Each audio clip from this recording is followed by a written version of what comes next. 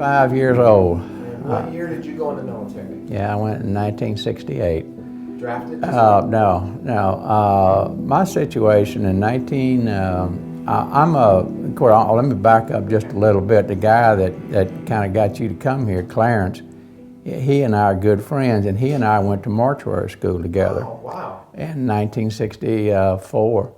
And and then I was a licensed mortician, being that was my trade, okay? And I was working, and as we all know, you know, that you were classified in the draft. So I was classified in 1968 as 1A.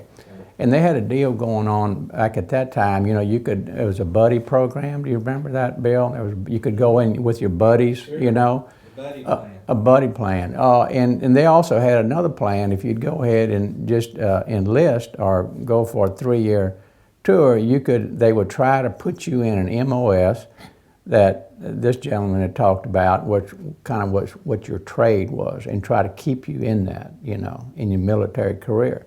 Well, I happened to be fortunate enough that the Army kept its word and did that for me. Since I was a licensed mortician, I went through the same thing that going into the military as anybody goes through. You go into basic training and you treat it just like any other grunt. You know, you go because you have to go through that in order, because it possibly could save your life. And also, it does get you in shape. I wasn't in good physical shape either, like maybe a lot of people were. I was 24 years old at that time, so I joined in 1968. Went to infantry training, or basic infantry training, in Fort Bliss, El Paso. And from there, I went to Fort Lee, Virginia. At Fort Lee, they had schools for what they called GR training, or Graves Registration Training. And that was the closest fit that the military had for something that I did, okay?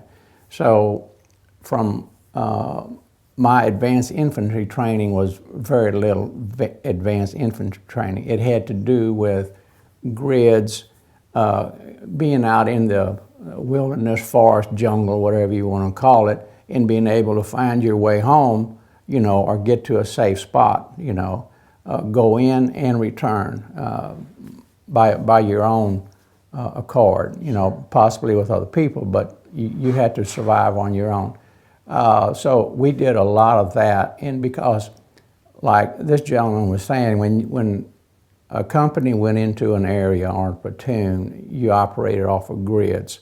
So we knew where a trouble spot was when they told us. So, but anyhow, backing up a little bit, I probably jumped ahead of myself there a little bit. What I did...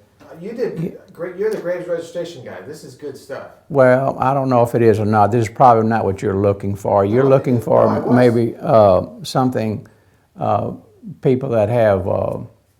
like a training like Bill did. No, you'd be surprised. But no, I'm looking forward to your story, because Clarence told me about you, and it clicked that you were the guy that was Graves Registration. So yeah. Keep going. Well, anyhow, and if I'm jumping around, just tell me to stop. I'll pull you back. Yeah, but after my AIT training in Fort Lee, Virginia, I didn't go directly to Vietnam. Where I went, it was to Fort Irwin, California. And the thing that was a little different about the Vietnam War, because it was so, it was politicized, there was a lot of protests going on. And so one of the things that that our politicians did, along with the military, they went ahead and was going to see that all the boys that gave the ultimate sacrifice over there, that they were going to be brought home, okay? So, back here at Fort Irwin, I was in charge of the military funeral detail. And just a minute. You're fine. Take your time.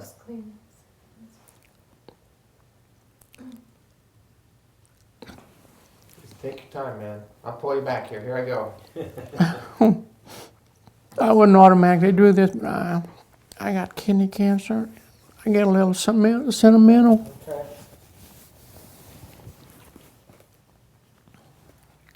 Do you want some water?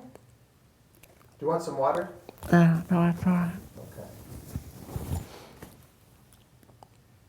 But anyhow, so I was in charge of military funerals in the southern part of California, outside of Fort Irwin. Also, it included Las Vegas area and about up to Bakersfield. That was the area that I was responsible for, and I operated out of there. And then in 1970, that base was they was closing a lot of bases at that time. And Fort Irwin was one of them, so myself and a lot of other GR people went to Vietnam. And that was in June of 1970. Okay. And we went over on a matter of fact, Bill and I, we've only known each other for a couple of years. I mean, we only live a couple of miles apart. And the odd thing about it, I didn't even know what he did. You know, of course, I know he doesn't know what I do. Did hope there. So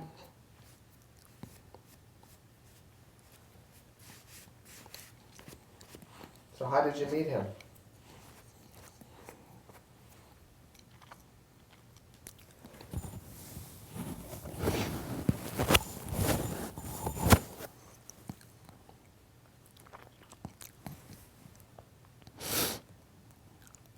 How'd you guys meet?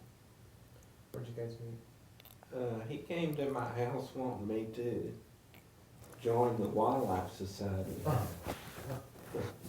And that's how we basically met, wasn't Yeah. it? Mm. Which has been 3 or 4 years ago. Yeah. And he got sick after that. And that's like he was just saying, he's a survivor of the kidney cancer, actually. And, he's done pretty good, but he's been down. Oh, I bet. Yeah. I would imagine. It's been, he wouldn't be here if it wasn't for his wife keeping him going. Yeah, that's true. He tells us.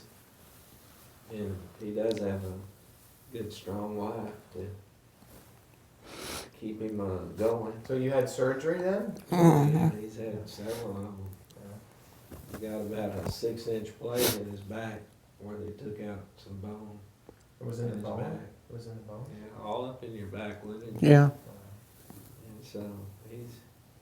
Well, let me ask you just about graves registration, Gene. I mean, you did these military funerals before you went to Vietnam, right? Yeah, You said mhm. you were in charge of this area. Right. And then you went to Vietnam with a group of other people in the same job, graves registration? Oh, yeah, right. Okay.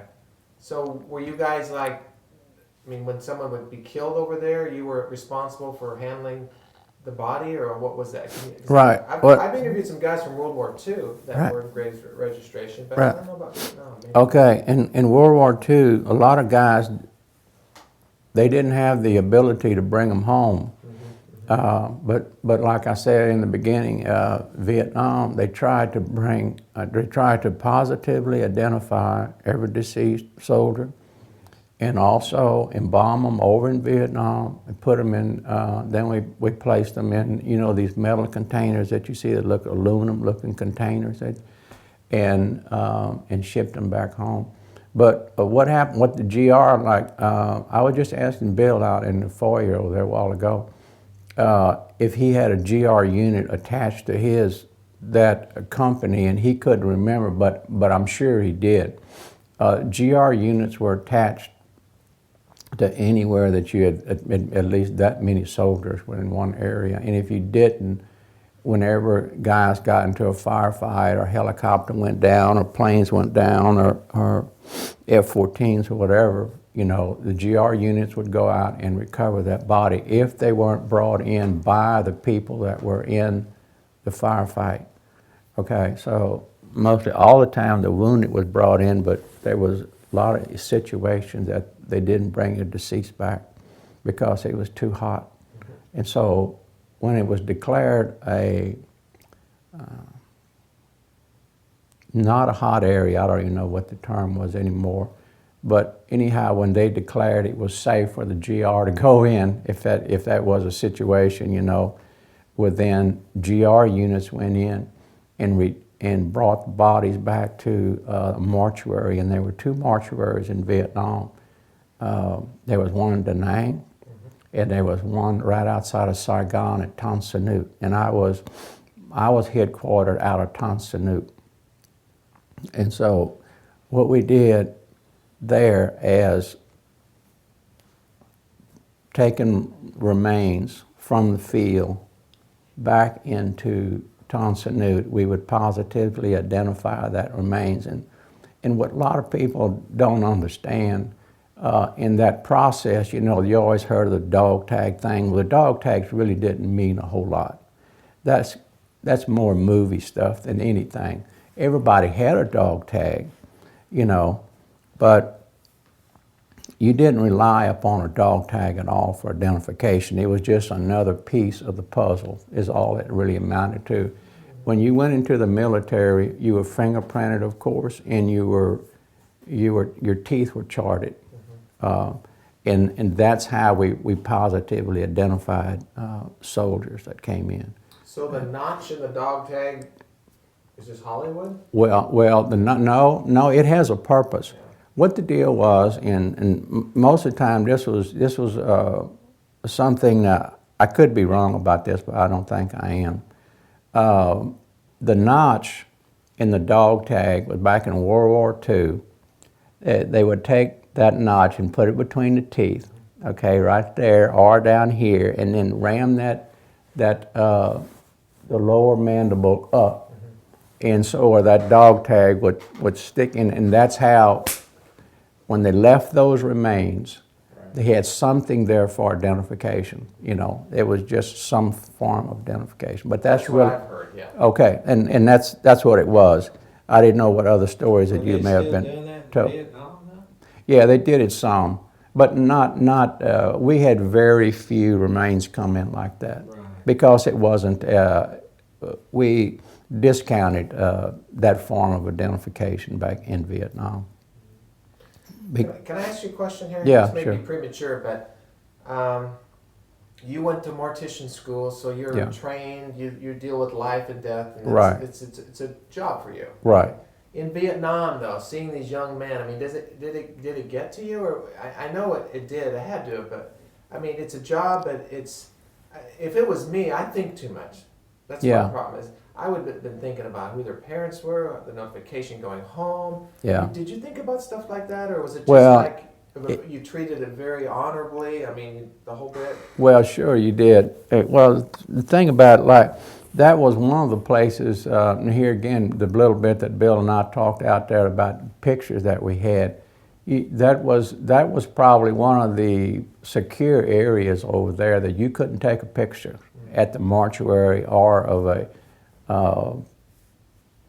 a deceased person. I mean, out in the fields you could, but once you got to that point, you couldn't take pictures. You know, there was no cameras allowed. And another thing about, we was talking about MOS, mine was 57 Fox. That was that MOS, Graves registration in the military is 57 Fox. And that was the only MOS in the military that I know of that you could get out of if you wanted to. Most MOSs you left, if they send you to artillery school or infantry or whatever, hey, that's what you were. But that was the only MOS that you could be relieved of your duty. Because a lot of guys that went in there, they weren't trained to do that, and therefore they couldn't take that. We had a lot of, I can't say a lot, but we had a number of people that could not take that. You can't imagine what weapons of war do to a human body. I know Bill experienced the pain, but I mean, no hands, no feet, no holes blown over, everything, a grenade goes off or a mortar round. I mean, it's one of the most horrific things you've ever seen. And so we did that. we positively identified these guys as they come in. 12 hours. Again, through the dental records and through. Yeah, well, the first thing, it was staging, like military is big on, you know, steps. The first staging area, we would chart any identifying marks that this person had, like scars or moles or anything unusual, tattoos and so forth. You know, tattoos they're a bigger thing in the military now and more common people, but yeah, it was back then too. But so any unusual characteristics, you would chart the person first, and then they would go to the dental staging area, and then through the fingerprinting area, and then the footprinting area, because all airmen, in addition to be fingerprinted, they were also footprinted also. So, and because like when a Huey went down, or a C-130, or a F-14 or something like that, there wasn't a whole lot left. And so what you dealt with a lot of times was just body parts. You didn't deal with the whole body. And so you just tried to get something, you know. And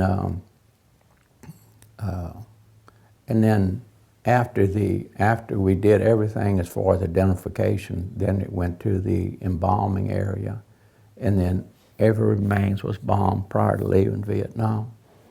And then we went ahead and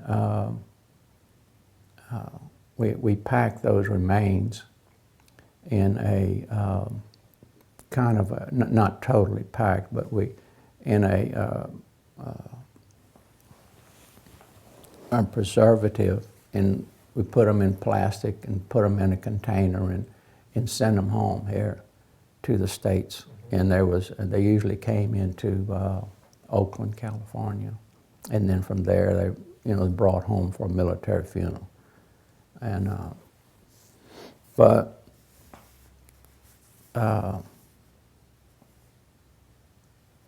I think we was talking about, you know. How many months were you over there in graves registration? 11. So from 70 to 71? Right, yeah. And you said some of the guys couldn't handle it, No, so they transferred out or whatever? yeah, mm-hmm. Yeah, you can't, a lot of guys can't do that.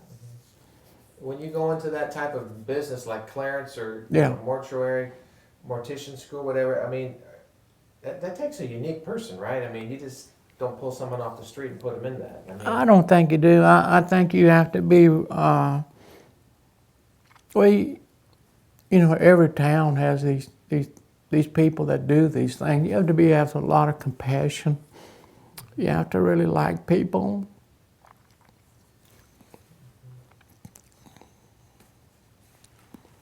I knew I was going to do this.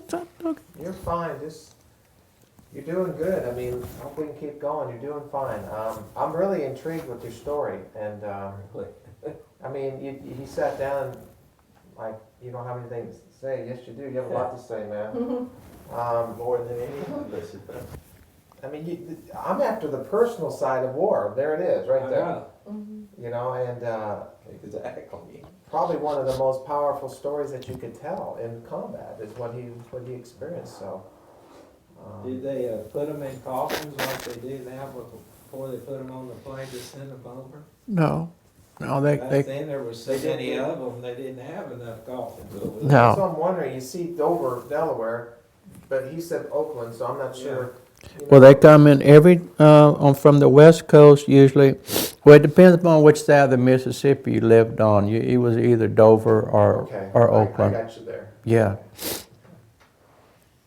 And one of the, being over there, we got to, I worked with a guy over there. We had people, the military was in charge over there of the compound and everything, but it was mostly civilians worked in the compound along with some of us military people. And the guy that we had, the positive identification people over there that we trained with was FBI.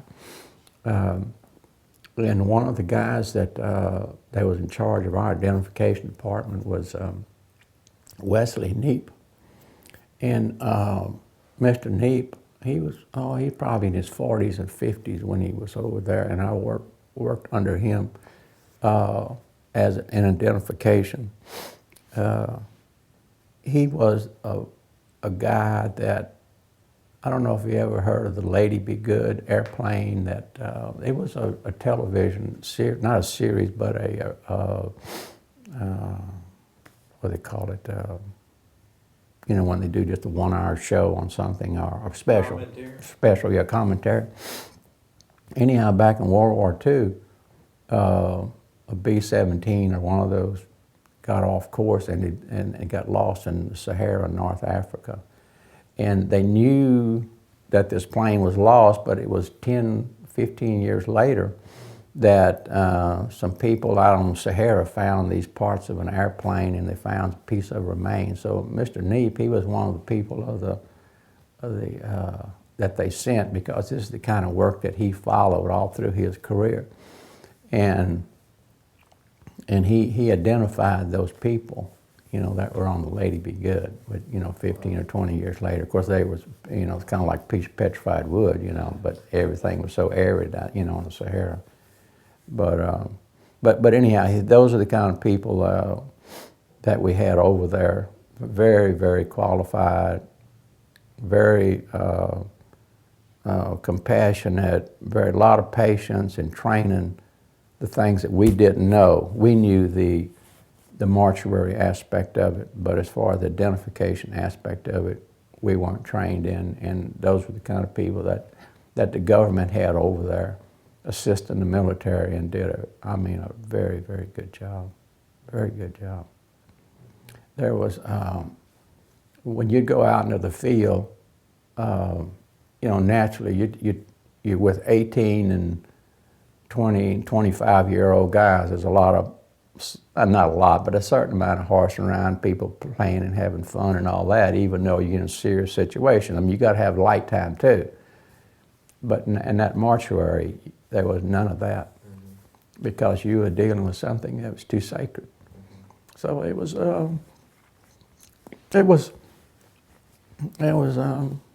don't want to say a special time in my life, but it was something that I'm glad I did. Did you ever have services overseas, or was just back here? Did they ever have a memorial service or anything over in Vietnam for any of the people that were killed? Or The only, I wasn't a part of it. If it was, the only one that we did, there was a guy that requested, was buried. He requested his body be dumped in the South China Sea, and he washed up on shore about 6 months later. And nobody could figure out this body that washed up. Really, this is a true story.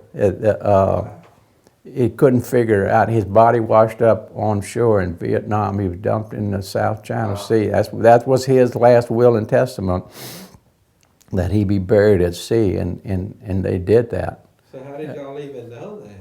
Well, we didn't after they brought this body in, and we knew there was a Caucasian male, and we went from there and finding out what happened. And of course, I don't know really what happened to a person. You know, you had your 201 file. No, was it DD 214 or 201? 214. Yeah, okay. Anyhow, you had that file that you carried everywhere with you, and I guess his wasn't even there anymore. But so we had to get files back to see who this person might be, you know. But anyhow, it was kind of an odd case, you know, because he was, you know, the ocean life had, you know, done some damage to him, but still we could make out what it was, you know. well, you can't go to every crash scene or every No. time there was a dead body, because a lot No. of times they put them on medevacs and ship them back, and That's then right. go to the base, and then but there were times that you were actually called out to a scene, right? Right. And For identification purposes or because of manpower were you called out? manpower, not for identification. There wasn't any identification other than, hey, if the guy had some dog tags around him, if you want to call that identification, that's the only thing we. Wow. But we didn't worry about any of that out in the field.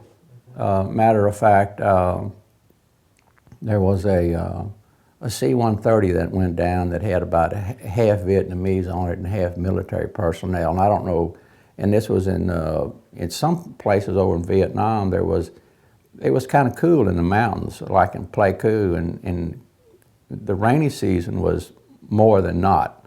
And you could almost count on every day at what time it was going to rain. Well, there was, in that mountainous area, we had a plane go down, and we knew we had to go in there, but we could never get there because of the dense jungle, and so those remains laid there for weeks and weeks and weeks before we could get there. And it was cool, but then it was hot, and things decomposed over there very quick. You had to get to it real quick in order to do a preservation job. But a lot of times you couldn't. So, and that was an instance that, of course, the military had first priority over everything. And when we went in there, anything that you picked up, I know this sounds gross, anything that you picked up, it just slid right off the bone. So you just grabbed up things with rubber gloves as best you could, and you tried to keep your parts together and put it in body bags and bring it on back, and then do all the work when you got back to the mortuary. But skin slipping, and it's the worst stench you can imagine. Can you do anything to keep from the smell? Well, you put mask on and some vinegar and stuff like that, Smoke a cigar. Yeah, but there's not a lot you can. They have better things now than back then. Yeah. But back then it was just usually mask, or you try some vinegar or stuff like that to try to keep that. So how many people working with you at this time? Yourself and how many others? In the mortuary, there was probably anywhere from 6 to a dozen embalmers.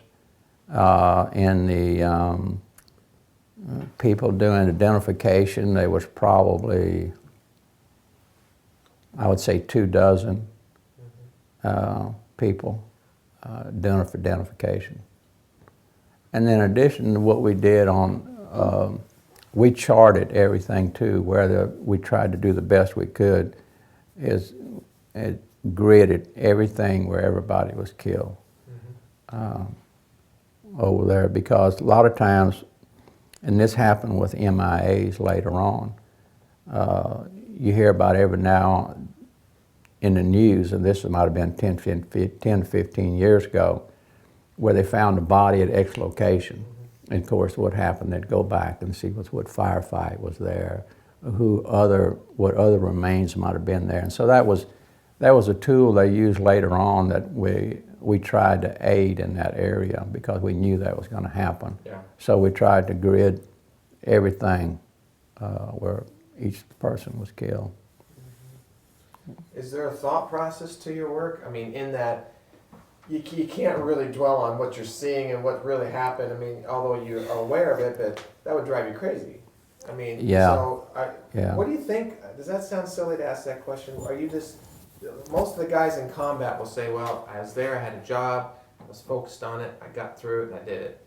If you're really focusing on, oh my God, it's terrifying, this in combat. But so you had a job to do, right? I mean, you did your job. Yeah, and I think that was kind of the same way. I don't think there was probably a real big distinction in that. Just like, where somebody like in Bill's case, you were looking out, maybe every day you were more cautious of what you did, where you stepped, and more attentive and alert, but you knew you had that job to do. Well, Ours was just maybe the flip side of that.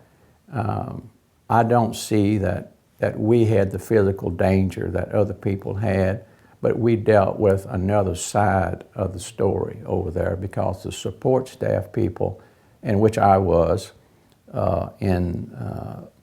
we were called in part of the quartermaster corps is what it was, and ours was it was a service that the American people was going to demand from the government for having their boys over there. Yeah. And there's where we helped picked up that slack in trying to bring some closure to the people that their sons had given everything. But you went, we usually worked at least 12 to 15 hour shifts. Depends upon what kind of, how many deceased came in. And naturally that was 7 days a week. And you do get to the point where you don't know which day it is anymore because you're so tired.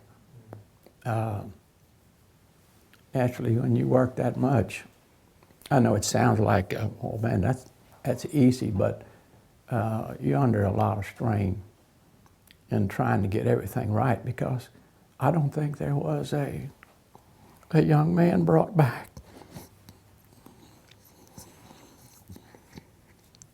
that wasn't positively identified. You know, when he got back home and they opened up the casket, I don't think there was ever an instance where they said, that's not my son. They were positively identified. You know, there wasn't a doubt in anybody's mind that this was their boy. So. Do you think you handled hundreds of people during that time, or dozens, or I mean, was it probably quite a? Sounds like it was quite a few. Thousands. Thousands. Wow. There was Bill, what was it? It was in the 50-some thousand. 55,000. Yeah, and I was there in a year, and we handled everything. Da Nang was an ENCORE. There was Vietnam. In our situation, I don't know about other parts of the military, but in our situation, we were divided up in Vietnam was divided up into 4 corps. ENCORE 2, 3, 4. We handled 2, 3, 4. Da Nang was all itself. Like up there where Way was at in Da Nang, the mortuary up there handled just that area where the DMZ was. But we handled everything, like I said, from there on all the way to the Mekong Delta, 2 and 3, 4. So we had a heavy, heavy load of young men. And it wasn't, I mean, we hadn't any sailors, you know. Of course, there wasn't a lot of probably field sailors that got killed, but by other means. And of course, everybody in the Air Force, everybody in the Marines, and everybody in the Army. And so we handled all the branches, all the military, and all civilians too. Now, we had civilian casualties over there too, that you don't hear a lot about. But we handled all civilian casualties and also women. We had women over there that were casualties too, that a lot of people don't realize. Thinking back now, you want to erase all those memories, or I mean, what do you think about when you think of that time in Vietnam? Well, I don't think about it a whole lot. When I knew that when I came back, I couldn't do that anymore. Yeah. And so I told my wife, I said, I'm going to go back to school. And I had my VA, you know, we had our VA benefits coming.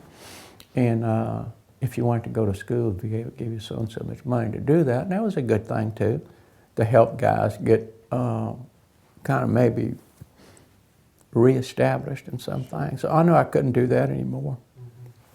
Just couldn't see that no more. Have you ever been to the Vietnam Wall? No, I haven't. Probably don't want to go, do you? Yeah, I do. Matter of fact, I sent my granddaughter and my daughter and my wife up there 4 years ago. They went. I was doing some work out at Virginia. Matter of fact, not far from Newport Beach, and I sent them to Washington D.C. and so they did all the sites that week in Washington D.C. while I was working up there. But I knew I couldn't do that, so what I went ahead and did, I went back to school and got me another career. You know what I was thinking about, Gene, talking to you? Did any of the families ever contact you? I mean, thank you for helping. I mean, did that ever happen to you? Like somehow somebody would have asked a question, you know, my boy was killed. Somebody obviously handled his remains, brought him back home. I mean, wouldn't that be something? Somebody comes up to you. And, I mean, that many people that you took care of. I mean. Yeah, we did, but naturally we didn't take care of all the 50,000. I mean, we did. I understand. Yeah, Still, yeah. handled a lot. It's just like an ongoing triage. Oh yeah, Just oh yeah. all the time, man. Mm-hmm. Yeah, Wow. all the time. So what is? Well, let's kind of digress a bit from Vietnam, but some of the questions I asked Bill. But tell me about freedom. I mean, you were in the midst of sacrifices being made on a daily basis to, quote, protect our freedoms or the freedoms of the world. What does freedom mean to you?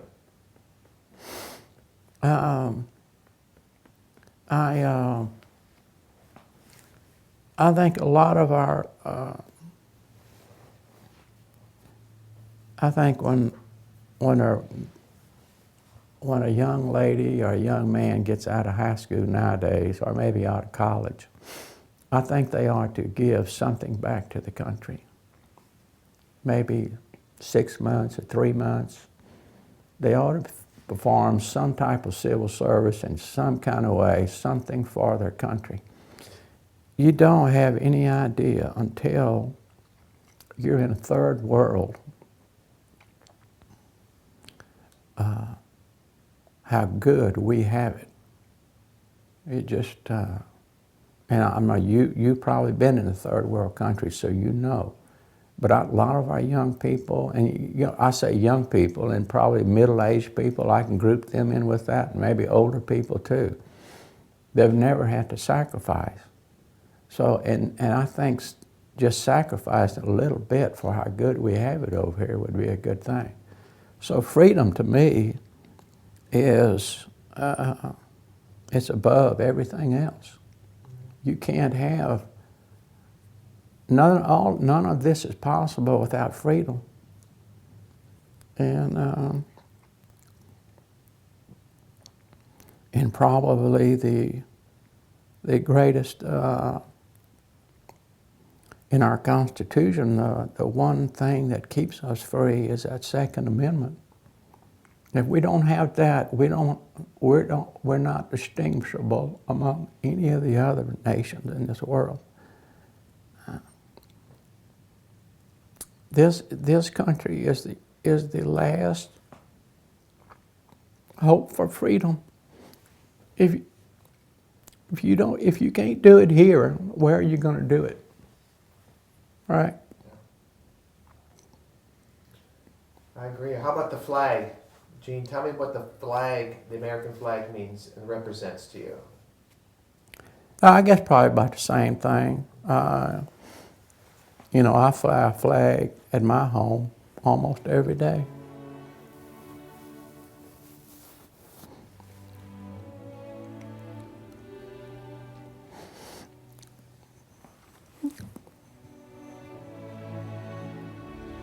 Have you told your story like this before?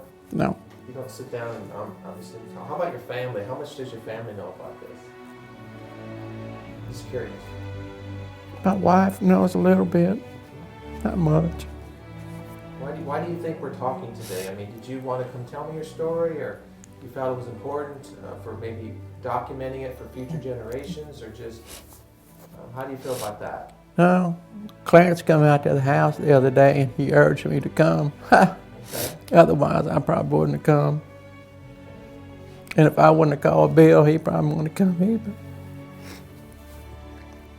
Have people thanked you for serving your country? Oh, Do yeah. People know that, Oh, yeah. that you're a veteran, you're proud to be a Vietnam veteran. Oh, yeah. I'm normally not like this.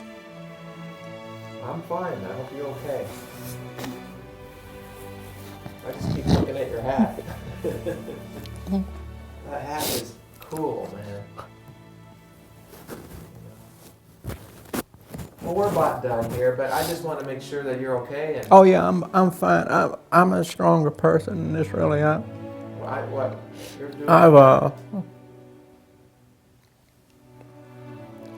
I think what you did is outstanding. I mean, I'm just sitting going, whoa. Being able to do that.